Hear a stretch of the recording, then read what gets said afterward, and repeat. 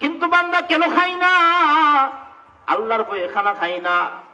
মাহে রমজানের দিনের বেলা কেন বান্দা স্ত্রীর সঙ্গে সঙ্গ অবলম্বন করে না কেন?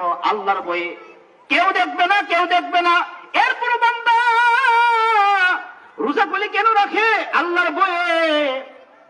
আর আল্লাহর ভয় না থাকলে বান্দা সব রকমের হারাম বর্জন করতে পারবে না।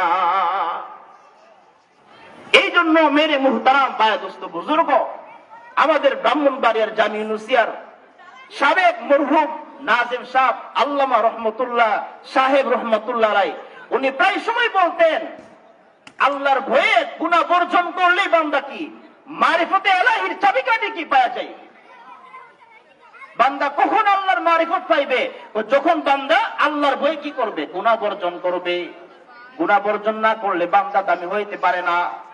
গুনাহ বর্জন না করলে বান্দার হায়াতে কি হইবে না? হায়াতে তো ইবা পাওয়া যাইবে না। গুনাহ বর্জন না করলে বান্দার কামাই রোজগারে বরকত হবে না। গুনাহ বর্জন না করলে বান্দার পরিবারে শান্তি আসবে না। কারণ গুনাহগার ব্যক্তি পরকালে যেমন শান্তি পাইবে না, গুনাহগার ব্যক্তি দুনিয়ার মধ্যেও সে শান্তিতে বসবাস করতে পারবে না। ভাবতে পারেন ধন সম্পদ হইলেই তো সুখ পাওয়া যায় না। আসল সুখ পাওয়া যায় না, প্রকৃত সুখ পাওয়া যায় না। প্রকৃত সুখ তো আল্লাহ তাআলা দিলের ভিতর রাখছেন, দিনের মধ্যে কি রাখছেন? প্রকৃত সুখ রাখছেন। গুনাহগার ব্যক্তি কি সুখী হইতে পারে না? আল্লাহ বলেন, ওয়ামান আ'রাদা আন যিকরি ফাইন্না লাহু মাঈশাতান দানকা ওয়া নাহশুরুহু ইয়াওমাল কিয়ামাতি আ'মা। গুনাহ বর্জন না করলে কোন স্থানে কি পাওয়া যাবে না? শান্তি পাওয়া যাবে না। গুনাহ বর্জন না করলে বান্দা আল্লাহর দরবারে যেমন দামি হয় না, গুনাহ বর্জন না করলে বান্দা যেমন পরকালে শান্তি পাবে না, গুনাহ বর্জন না করলে যেমন বান্দা কবরে শান্তি পাবে না, হাসরে শান্তি পাইবে না, গুনাহ বর্জন না করলে বান্দা দুনিয়ার মধ্যে শান্তির জিন্দেগি পাইবে না। এই জন্য আমার এই আলোচনার মূল হইল যে আমরা গুনাহ বর্জন করতে হবে। গুনাহ বর্জন কখন করবে? যখন বান্দার দিলের ভিতরে আল্লাহর প্রকৃত ভয় থাকবে। আল্লাহর ভয় বান্দার ভিতরে কখন থাকবে? যখন বান্দা ইলমের মালিকের হইবে। ইলমে দ্বীনের কি হবে? খাজানার মালিক হইবে। মেরে মুহতারাম বায়দোস্ত বুজুর্গ, ইমামে আবু হানিফা রাহমাতুল্লাহ আলাইহি এত দামি হয়েছেন কিভাবে? আল্লাহর ভয়ের কারণে। ইলমে দ্বীনের খাজানার মালিক ছিলেন, এই জন্য ইমামে আবু হানিফা কি হয়ে গেছেন? দামি হয়ে গেছেন। আল্লাহর ভয় ছাড়া গুনাহ বর্জন করা সম্ভব না। আল্লাহর ভয় ছাড়া হারাম মাল ভক্ষণ করার পরেও আপনার বুকটা কাঁপবে না, আপনার ভিতরটা ভারী দিবে না, হাই রে কাজটা কি করলাম। আল্লাহর ভয় ছাড়া কি করবে না? গুনাহ বর্জন করা সম্ভব না। আল্লাহর ভয় ছাড়া বান্দা সুদ ছাড়তে পারবে না। আল্লাহর ভয় ছাড়া বান্দা পরের হক নষ্ট করা বর্জন করতে পারবে না। আল্লাহর প্রকৃত ভয় ছাড়া বান্দা হারাম বর্জন করার পরেও তার মনটা বাড়ি দিবে না। ওই যে আদহাম রহমাতুল্লাহি আলাইহি বলকের বাদশা ছিলেন, হযরত আদহাম রহমাতুল্লাহি আলাইহি নদীর পাড়ে একদিন হাঁটতেছেন। হযরত আদহাম রহমাতুল্লাহি আলাইহি 3 দিন ধরে উনি ক্ষুধার্ত, খাবারের ব্যবস্থা নাই। হযরত আদহাম রহমাতুল্লাহি আলাইহি নদীর পাড় দিয়ে হাঁটে যাইতেছেন। উনি দেখতে পাইছেন সামনে একটা ফল পানির স্রোত দিয়ে ভেসে যাচ্ছে। উনি দেখতে পাইছেন একটা ফল পানি দিয়ে ভাসতে যাইতেছে। হযরত আদহাম রাহমাতুল্লাহ আলাইহি 3 দিন ক্ষুধার থাকার পরে নদীর পানি থেকে ফলটা উত্তোলন করে খেয়ে ফেললেন। ফল খাওয়ার পরে ওনার হুঁশ ফিরল, হায় রে কার গাছের ফল ভক্ষণ করলাম, মালিকের তো কি নিলাম না, অনুমতি নিলাম না। এই একটা ফলের কারণে যদি হাসরের ময়দানে আমার দুনিয়ার সব নেক আমল দিয়ে দিতে হয়, তাহলে আল্লাহর সামনে আমি কোন হাতে দাঁড়াইবো, কিভাবে দাঁড়াইবো? এই ওনার ভয়, জাহান্নামের ভয়, আল্লাহর সামনে দাঁড়ানোর ভয় ওনার দিলের ভিতরে কি অর্জন হয়ে গেছে। এখন তিনি আফসোস করতেছেন, হায় রে কাজটা কি করলাম, কার গাছের ফল আমি খাইলাম, হ্যাঁ, না খেয়ে আমি মৃত্যুবরণ করতাম, এরপরে আমি কেন আরেকজনের গাছের ফল খাই না? আর আমি 24টা ঘন্টায় কি করতেছি? নাফরমানি করতেছি, 24টা ঘন্টায় হারাম ভক্ষণ করতেছি, হারাম উপার্জন করতেছি, হারাম খাদ্য খাইতেছি। আমি 24টা ঘন্টায় আল্লাহ তাআলার নাফরমানি করতেছি। আল্লাহর ভয় না থাকার কারণে আপনার আমার কলবে আল্লাহর প্রকৃত ভয় না থাকার কারণে, জাহান্নামের ভয় না থাকার কারণে, হাসর ময়দানের ভয় না থাকার কারণে, কবরের জগতের ভয় না থাকার কারণে আপনার আমার ভিতরটা, বুকটা কাঁপে ওঠে না। আপনি অন্যের উপর কি পরিমাণ জুলুম করতেছি, অন্যের হক কিভাবে নষ্ট করতেছি, এই এত সব গুনার কাজ করার পরেও আপনার আমার দিলটা কি কেঁপে ওঠে না? কারণ আমাদের দিলের ভিতরে কি নাই? আল্লাহর ভয় নাই। হারাম ভক্ষণ করতে করতে, হারাম ভক্ষণ করতে করতে, হারাম পন্থায় মাল উপার্জন করতে করতে আমাদের দিলের ভিতরে মরিচা পড়ে গেছে, আমাদের কলবের ভিতরে জং পড়ে গেছে। গুনাহের পাহাড়, কালো পাহাড় থাকার কারণে আপনার আমার দিলের ভিতরে আল্লাহর ভয় নাই। গুনাহের কালি থাকার কারণে বলতে লাজ্জত পাই না, বলতে স্বাদ পাই না।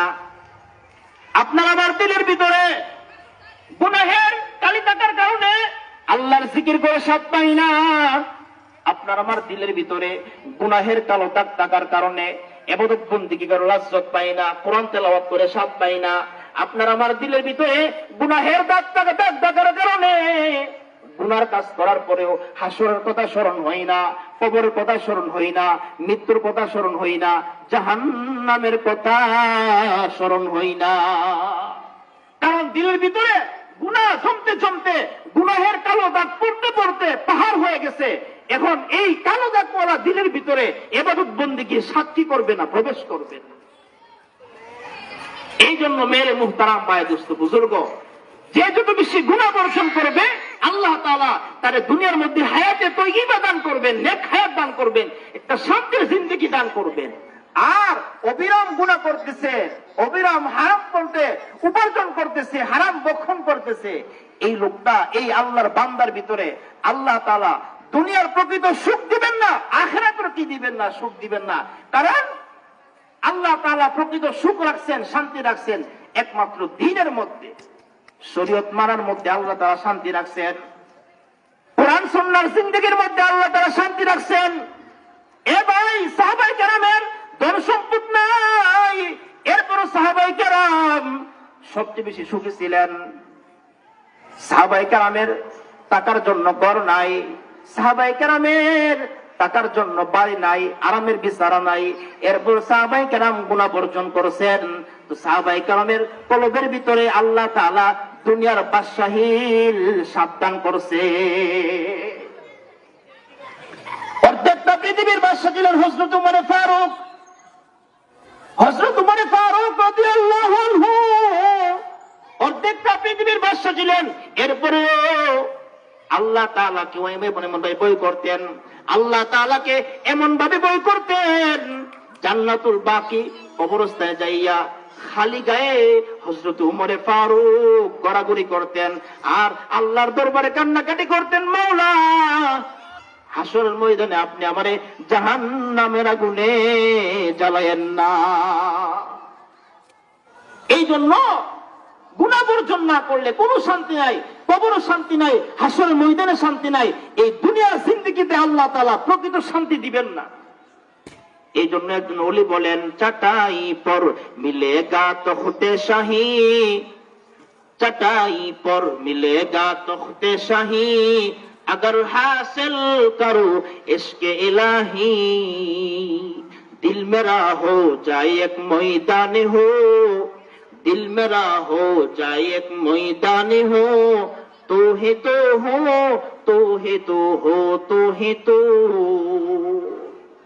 সাহাবায়ে কেরামের ভিতরে আল্লাহর মহব্বত ছিল ভরপুর, সাহাবায়ে কেরামের ভিতরে পেয়ারা নবীর মহব্বত ছিল ভরপুর। এই জন্য সাহাবায়ে কেরাম শর্টসাটের উপর বৈশা দুনিয়ার বাদশাহীর স্বাদ অনুভব করতে।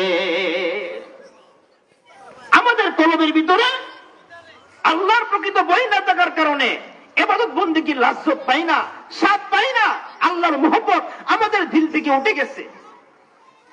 আমাদের দিলের ভিতরে গুনাহের জং থাকার কারণে শেষ রাত্রে তাহাজ্জুদ পড়ার তৌফিক হয় না। সারাদিন গুনাহ করি তো, সারাদিন মিথ্যা কথা বলি তো, এই জন্য তাহাজ্জুদ নামাজ পড়ার কি পাই না, তৌফিক পাই না। সারাদিন গুনার কাজ করি তো, মিথ্যা কথা বলি তো, হারাম ভক্ষণ করি তো, এই জন্য দোয়া করতো কি ভুলে গেছি। দোয়া করার লাজ্জত আমাদের কাছ থেকে কি উঠে গেছে। দিনের বেলা মিথ্যা কথার কারণে, দিনের বেলার গুনার কাজ করার কারণে বান্দা শেষ রাত্রে তাহাজ্জুদ নামাজ পড়ার শক্তি হারায় ফেলে। বান্দা যে শেষ রাত্রে আল্লাহর দরবারে কান্নাকাটি করবে, বান্দা যে শেষ রাত্রে নিজের গুনাহের জন্য আল্লাহর দরবারে মাফি চাইবে, এই তৌফিকটা আল্লাহ তাআলা বান্দার কাছ থেকে ছিনায়া নেন। তাহলে আমি যে অল্প সময় আপনাদেরকে একটা বিষয় বুঝাই চাইতেছি যে আল্লাহর ভয় যদি বান্দার কলবের ভিতরে না থাকে, বান্দা আল্লাহর দরবারে